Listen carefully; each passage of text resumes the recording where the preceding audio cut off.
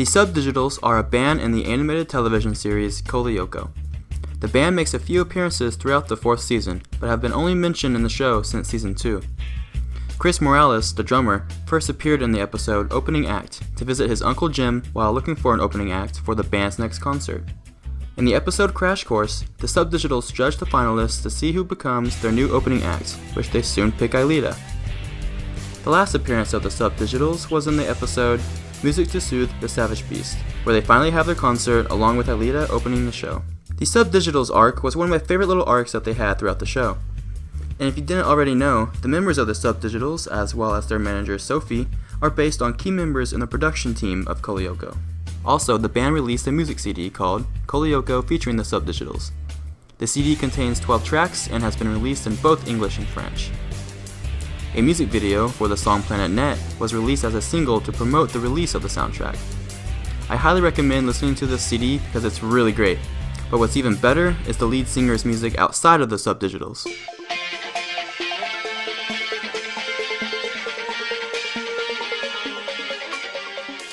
The person behind the lead singer of the Subdigitals is a guy named Sebastian Davin, and I'm sorry if I'm pronouncing his last name wrong. Before I go any further, let me prove to you that it really is Sebastian. First off, if you go to Sebastian's Last.fm page, you will find tracks that are titled Breakaway and names like Intro and Theme Song Draft that I would like to guess are samples or demos of Breakaway. There is also the French title track at the bottom of the left. Secondly, if you search for the Subdigitals on Spotify, the tracklist will appear along with the artist's name, Sebastian Davin, located right under every song title. Lastly, if you own the Subdigitals CD yourself, you can find his name credited in the booklet inside, which is also the cover of the CD. Open it up to the first page, and below the tracklist, it will say vocals by Sebastian Davin, except Time to Cry, vocals by Deborah Reynolds and Sebastian Davin. Now with that out of the way, let's get back into this. Sebastian Davin was mainly known for his band Dropping Daylight. Members in this band were Rob Burke on bass, Jake England on drums, again I'm sorry if I pronounced his last name wrong, Sebastian's brother Seth on guitar, and Sebastian himself as lead vocalist and pianist. But before we get into Dropping Daylight, let me take you a few steps back and tell you how the band's journey all started.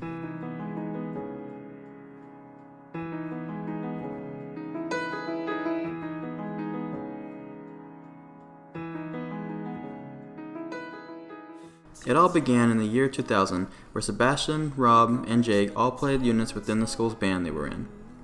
Eventually they left the band because they thought everyone there sucked, so instead they decided to form their own band formerly known as Associated Mess. At their studio, the three would jam it out down in Rob's basement, which was then called the Garage. Honestly, they should have called themselves the Garage Kids, am I right?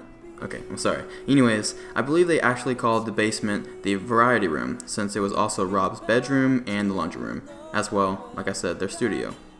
So later on, they released a 12-track demo album under their band name with vocals being shared by both Sebastian and Jake. Shortly after high school, the band broke up due to moving out for college. Both Sebastian and Jake went to the Berklee School of Music. Sebastian studied songwriting, while Jake studied music business and drumming. When the two weren't studying, they would spend their spare time recording their first full-length CD. Sebastian explains why they left Berklee School of Music, saying, "I think it helped a little bit, but if you want a profession in the music industry, you need to jump in." Berklee was excellent for improving your skills on an instrument, but not fantastic at telling you how to apply your talents in real life. There is so much you can only learn by starting a band and touring. You can learn about the tours from reading a book or at college, but you really won't understand until you are out there doing it. That was part of the thing. We felt rather than sitting in the classroom learning about it, we'd rather learn by doing it. We have made mistakes and learned from them. We also learn from our successes. Everything we learned about our band, we had to learn ourselves. The boys then moved back to their hometown in Minnesota and teamed back up with high school bandmate Rob Burke. Next, they were looking for a lead guitarist. Sebastian's younger brother Seth had been playing guitar for a few months and was invited to practice with the band until they decided to officially bring him on board. After bringing on Seth, Rob found the word sui generis in the dictionary, meaning unique of its own kind, which described their band's sound at the time. Now with the band fully formed and everyone in an agreement, the new band was then called Sui Generis, but with Sue being S-U-E instead of S-U-I. Finally, in October 2003, they released their first full-length full-band CD titled Back to Nowhere, with amazing tracks such as Proud, Justified, Flash You a Smile, and their album title track, Back to Nowhere, and much, much more.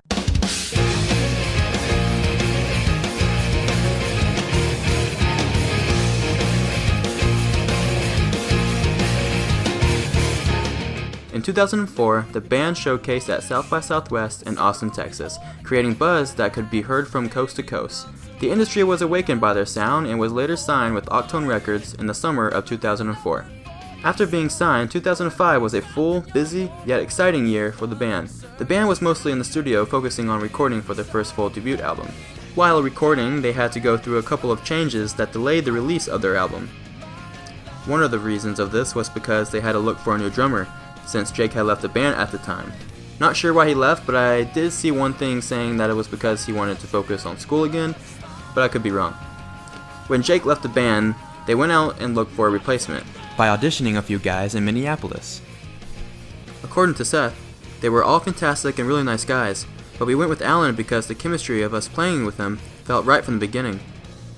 It was also mentioned that Alan didn't perform on the Droppin' Daylight CD because the record was already finished at the time when he joined.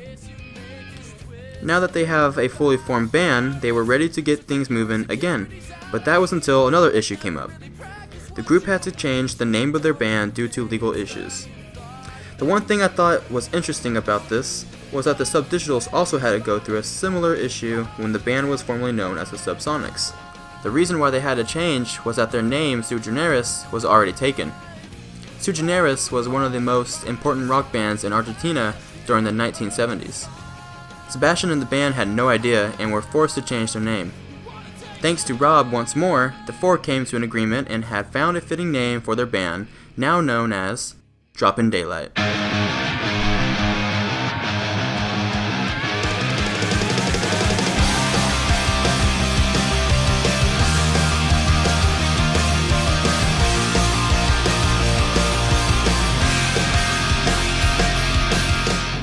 The piano rock band Droppin' Daylight had finally released their debut album called Brace Yourself on June 13, 2006. Other people say their sound is a mixture of alternative rock and post-grunge, when Sebastian likes to think that their sound is a mixture of piano and rock. When Sebastian was asked in an interview about wanting to start a piano rock band, he responded with, "When you say piano rock band, it can mean anything. The truth is, over the course of our band, we have tried everything. We've played the Billy Joel songs, we've gone harder than we are now. We just thought it would be cool to have an aggressive band with piano. I don't think we knew exactly what that meant. It has taken us about 2 years to figure out what exactly kind of piano rock band we want to be. I think we have now settled into the style we were looking for." So what was the meaning behind the name Droppin' Daylight? Well, Sebastian's brother Seth was asked in an interview about the meaning of Droppin' Daylight, and he answered with, "When we were coming up with band names, we had thought of hundreds of them, and they were all crap. Our bass player Rob tried to come up with a name that summed up how our last few years had been. The last couple years had been really good for us because we got signed and hooked up with management, but we also had family problems and band issues we were dealing with, so we came up with dropping being a negative term and daylight being more positive. It was kind of like putting a negative and a positive together, which is kind of the way we were feeling at the time." Their album was released under Octone Records, which according to Sebastian, he says that they were the only label who seemed really ready to invest their attention to their band. The band talked to a lot of other labels who had a lot of money to throw, but the guys didn't get the feeling that they respected them. If you don't have that respect, they won't put much effort into the record. Octone Records seemed really ready to give our album lots of personal attention, and they have. Almost too much sometimes. I feel like we often nitpick over the littlest details. It is a good problem to have. The label cares a lot about this record. Fun fact, the band's favorite song on the album was Till You Feel Something. Sebastian says it's the closest thing to a dance song that they have, and that it's his favorite song because no matter what crowd they're playing for, they always respond to that song. Seth says the song is about being away from the people that you care about the most, which they have to put up with a lot because they're in the band touring and stuff. All of their families are back at home, and Seth says it gets hard being away from everybody, especially when they're on the road, which makes Till You Feel Something hit home for them.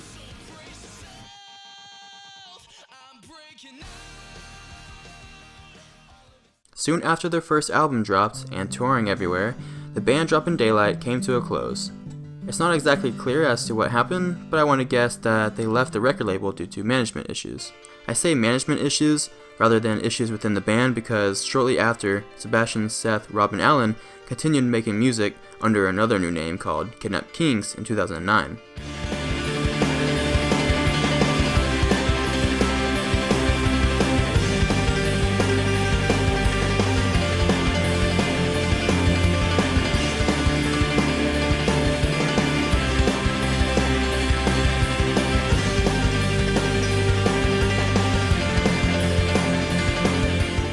They had finished a new record that looks like it never saw the light of day. I could not find any sources with any official release date of the album. No one knew what had happened, but then I found out that the album was leaked. So months before their album got leaked, Sebastian had put out a message on their MySpace saying, "After a long year of writing, recording, our new record is nearing the finish line. We just wanted to shoot out a quick message to everyone who has been so patient for new music and clear up a couple things so there is no confusion. After taking some time and really reinventing our own identity, we've decided to start from scratch and approach this record as a new band. The music feels better than anything we've done in the past, and the more we worked on this record, the more it felt like the beginning of something new, rather than the continuation of something else. Our new band is called Kidnap Kings, and the record we're just about finished with is called Flashing Lights and Sound. We're putting up the title track on MySpace to give everyone a little taste. We will have a lot of updates and new info in the coming weeks, so check in with us and let us know what you think. Sebastian." So the name of Kidnap King's new album is called Flashing Lights and Sound. Fans were desperately waiting for the release of their new album, but then months later, Flashing Lights and Sound was leaked in 2010. So there was this forum that had the MySpace post I just read earlier, with people commenting on it of course, and this user said that they were scrolling through the site called Kings of A&R. And Kings of A&R is a music industry site where fresh faces get discovered. The site features the latest emerging artists before they skyrocket. So this site is really only meant for labels rather than the public, but the user found the album by accident. So the link that was put up by Kings of A&R directed the user to Good Fight Entertainment, which had the full Kidnap Kings album available to listen. And Good Fight Entertainment is a business conglomerate that was founded in 2010.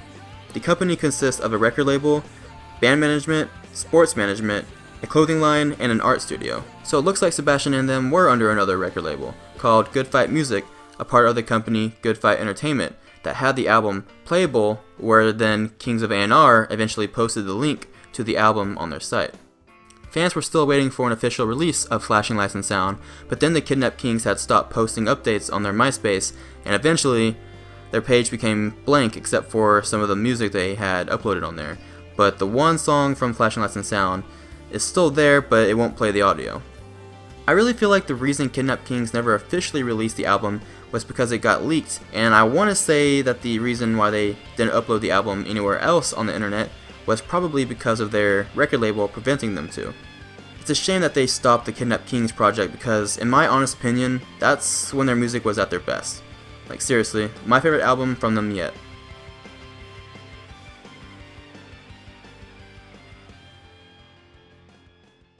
So now they are no longer Kidnap Kings, but they're still making music. Now that we're mostly caught up, let's get right into the title of this video. Where are they now?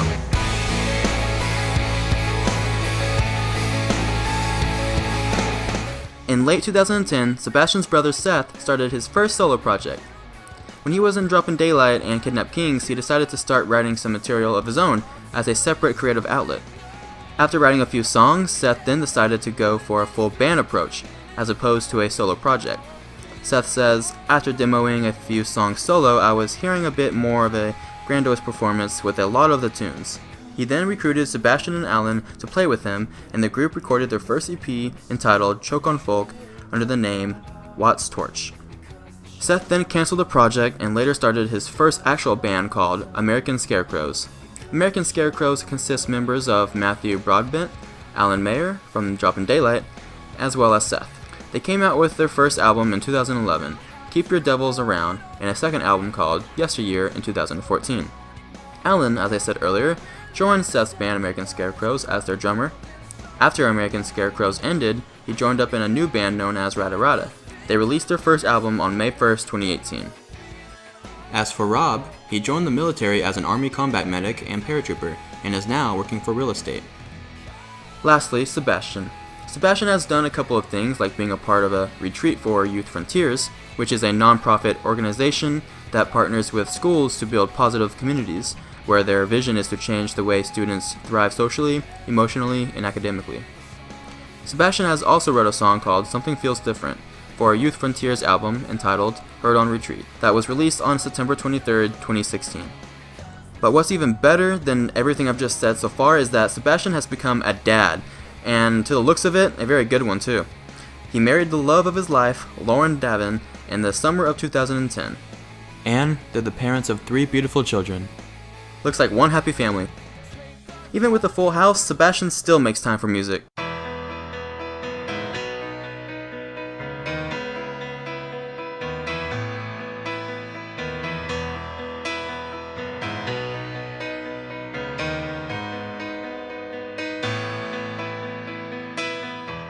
In the year 2007, Sebastian started a cover band called The White Keys, which they were previously called Fucking Sick.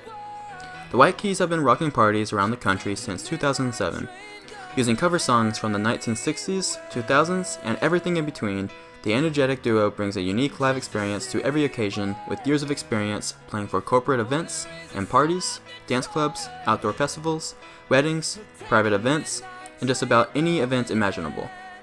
The White Keys are made up of Sebastian Davin, vocals and piano, and Alan Meyer, drummer extraordinaire. Although just a duo, fans are consistently shocked that there are only 2 people on stage filling out all that sound. You can do a lot with piano and drums. They both started as touring musicians in the critically acclaimed band Droppin' Daylight. Sebastian also has had a successful career as a studio musician, lending his voice and piano skills on several platinum albums and soundtracks. In 2007, Sebastian convinced Alan to leave his hometown of Cleveland, Ohio, and the White Keys began bringing their unique style of live entertainment across the country. A lot of people would still love to hear more from Sebastian and the rest. I mean, the proof is in the comment section of every video you can find, whether it's by Sui Generis, Droppin' Daylight, or Kidnap Kings. People want more. The band was incredibly talented, and Sebastian has a very underrated voice that just deserves to be heard by everyone, everywhere. So there you go. I hope you enjoyed this video. Thank you for coming along with me in this journey back in time. We got to know the guy behind the lead singer of the Subdigitals, Sebastian, along with his bandmates Alan, Rob, and his brother Seth. We got to know what it was like for them being in the music industry, recording and touring and just being themselves. And lastly, we got the chance to know how they've been doing and where they are today. It's hard to believe that they never got the recognition they deserved. It's really not fair. But hopefully, one day, we can hear more of his unique voice and his music and the rest of the band. Can I say,